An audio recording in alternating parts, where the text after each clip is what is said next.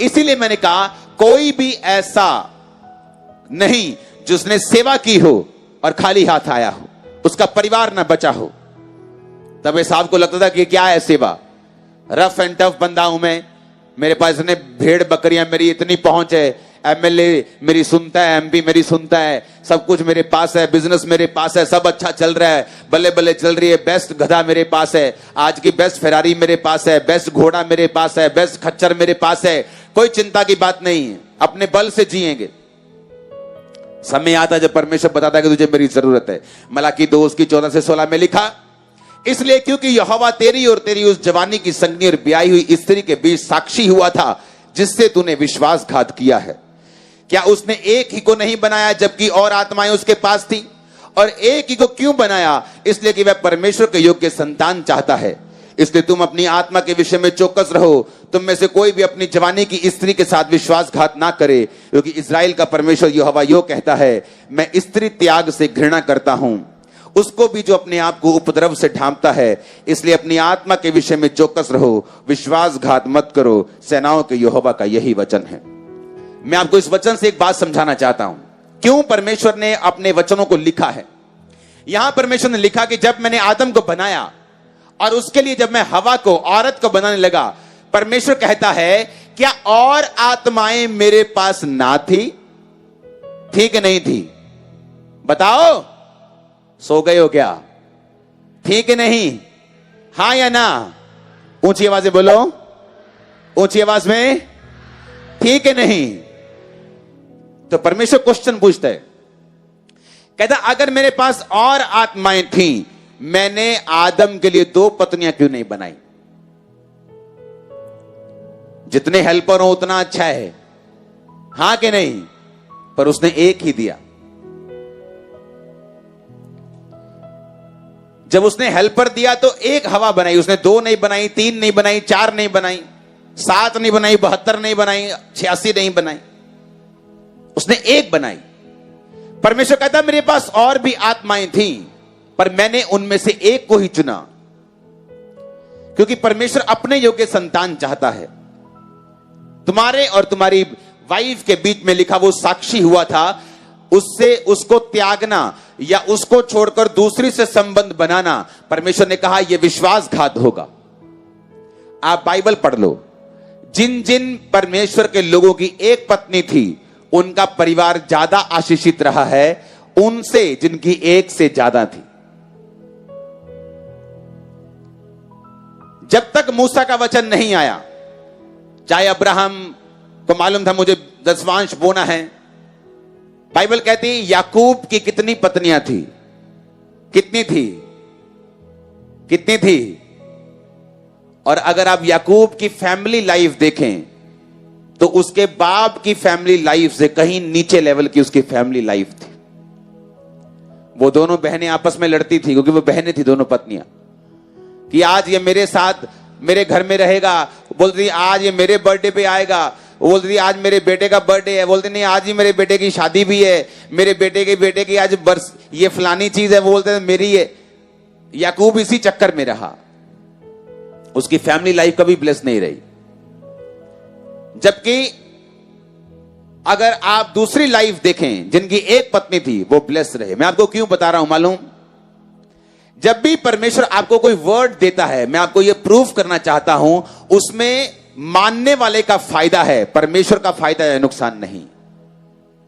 अगर परमेश्वर ये आपसे कहता है, उसमें आपका फायदा है।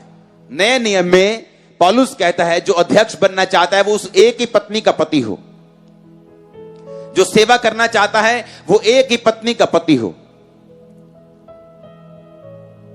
अगर आप राजाओं की जिंदगी देखें तो मैं आपको दावे से कह सकता हूं कि रियल अटैचमेंट किसी वाइफ के साथ उसकी नहीं हो सकती अगर उसकी 70 पत्नियां हैं तो।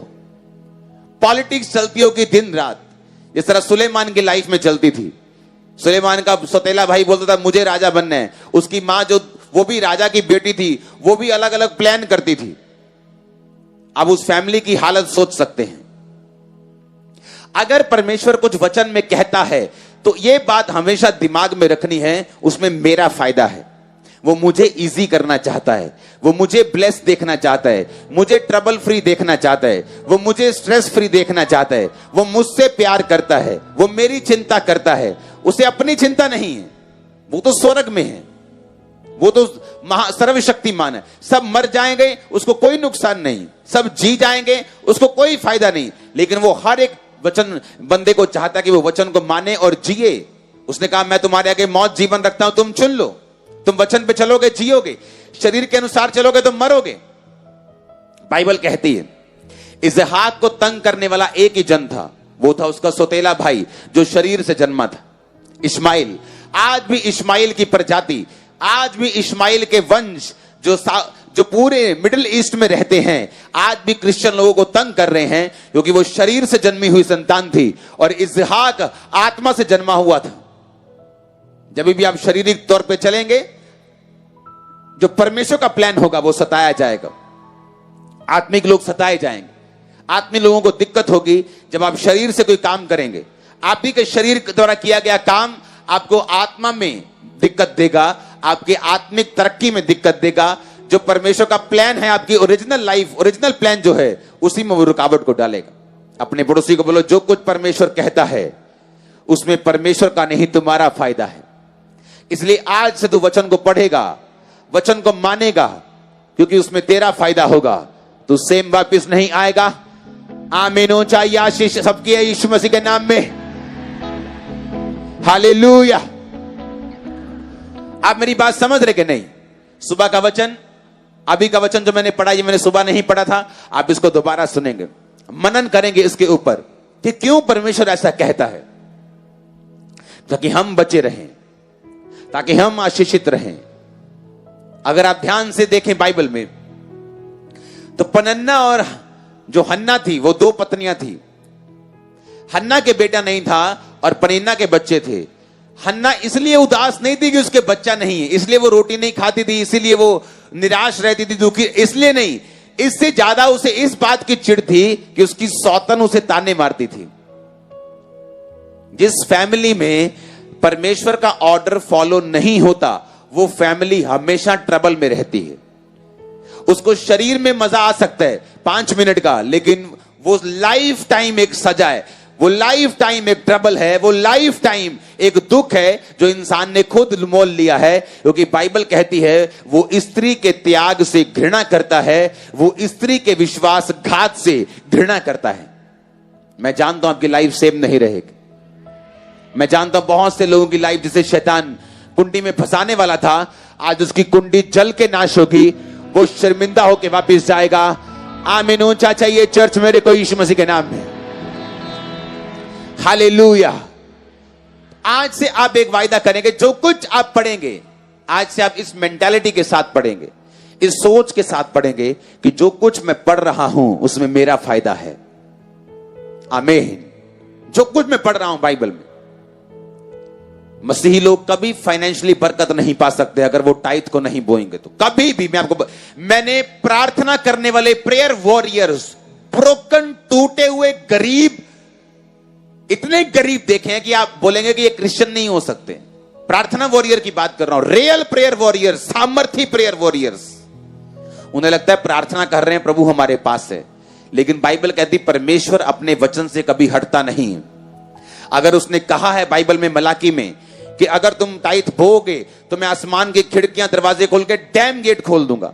डैम के पीछे पानी होता है, लेकिन अगला हिस्सा कई बार सूखा हुआ होता है। अगर डैम वाला बंदा उस गेट को ना खोले, स्लूस गेट उसे बोलते हैं। परमेश्वर ने कहा पीछे तो पानी है पर आगे सूखा रहेगा सारी उम्र। परमेश्वर तो आशीषों से भरा हुआ है, वो तो राजाओं का राजा है, लेकिन तुम रंक की तरह, तुम एक भिखारी की तरह जीवन बिताओगे अगर तुम मेरे वचन को नहीं मानोगे तो। जब तुम मानोगे मैं स्लूस गेट खोल दूंगा, मैं डैम गेट खोल दूंगा, वो पानी पानी हो जाएगा, पीछे का पानी आगे आ जाएगा, बरकत आ जाएगी। परमेश्वर के वचन ने लिखा। अब मानना ना मानना हमारी इच्छा है, अब मानना ना मानना हमारी इच्छा। वो हमें वो प्रेशराइज नहीं करता, क्योंकि परमेश्वर अपना काम कर लेगा। अगर एक व्यक्ति नहीं करेगा, वो दूसरे के दिल में डाल देगा। उसका काम ना पैसे की वजह से रुकेगा, उसका काम ना लोगों की वजह से रुकेगा। हमें ये सोच के चलना है, अगर मुझे प्रिविलेज मिल रहा है सेवा करने का तो ये मेरा फायदा है। ये मेरा बोझ नहीं है। अगर मैं बोने का प्रिविलेज ले रहा हूं, मौका दे रहा है प्रभु मुझे, तो मेरा प्रिविलेज है, ये मेरा मौका है। अगर मुझे सेवा करने का चांस मिल रहा है, ये मेरा प्रिविलेज है, ये मुझ पे दया है, ये मुझ पे फेवर है, ये मुझ पे बोझ नहीं है। डिलाइटफुली, चेयरफुली, आनंदित होकर जो सेवा करेंगे, उसकी सुरक्षा को देखेंगे ऐसी जो कभी नहीं देखी। आमीन हो, चाहिए बरकत तुम्हारी है। हालेलुया। आप मेरी बात समझ रहे कि नहीं? हां, ऐसा लगता है कि रात चलती रहे मीटिंग, कभी वर्शिप चलती रहे, कभी वचन चलता रहे, कभी प्रेयर चलती रहे। हालेलुया। शरीर नहीं मानता, आत्मा तैयार है। आमीन। अपनी हाथों को उठाओ। आप मेरी बात ध्यान से समझना। जो कुछ भी प्रभु आपसे कहता है वो किसके फायदे के लिए है? कहता मैं स्त्री त्याग से घृणा करता हूं, वो किसके फायदे के लिए है? तुम्हारे फायदे के लिए। हालेलुया। जिस डिपार्टमेंट में, जिस आपके बिजनेस में, जिस आपके वर्क में आपकी वाइफ, आपकी बहन, आपकी मां आपके साथ होगी, वो कहीं अधिक फलदायक होगा। उसने आपको एक हेल्पर दिया है। वाइफ सिर्फ पोछे मारने के लिए घर में नहीं है, पर इसका मतलब यह नहीं पोछे ना मारे, लेकिन परमेश्वर ने उसको आपको एक हेल्पर के रूप में दिया है। अगर आप उसको समझेंगे कि मुझे विश्वासघात नहीं करना और परमेश्वर के प्लान को आगे रख के चलना है, आप देखेंगे क्या होता है आपके घर में। चर्च आने से ऐसा क्या होता है कि आपने कई टेस्टिमनीज मैंने सुनी है कि मैं चर्च में आया, मेरा डिवोर्स कैंसिल हो गया, मेरी वाइफ मेरे पास है, हमारे बच्चे हो गए। ऐसा क्या हो गया? चर्च आने से आपको वचन पता चलता है, आपको प्रभु की मर्जी पता चलती। मैंने घरों में लोगों को घर तोड़ते हुए देखा है, मां को बेटी का घर तोड़ते हुए देखा। हर टाइम फोन पे की बनाया आज, और टिंडे बनाए, तो चिकन बनाया। और वाइफ को घूर के दे, हस्बैंड को घूर के देख रही होती कि ले भी चिकन लेके आकर आज, और कल चिकन बना था घर में, और उनके घर से 4 दिन से टिंडे बन रहे हैं। आप मेरी बात समझ रहे कि नहीं? परमेश्वर ने एक सिस्टम बनाया है, अगर आप उसको फॉलो करेंगे आपकी फैमिली हेवन होगी। अगर आप उसको फॉलो करेंगे आपका फाइनेंस हेवन होगा। आपकी मिनिस्ट्री के लिए आपको धक्के खाने की, आपको फेक करने की, आपको कुछ भी करने की जरूरत नहीं होगी। एक्स्ट्रा लोग होंगे, एक्स्ट्रा बरकत होगी। यह परमेश्वर का प्लान है आप लोगों के लिए। हालेलुया।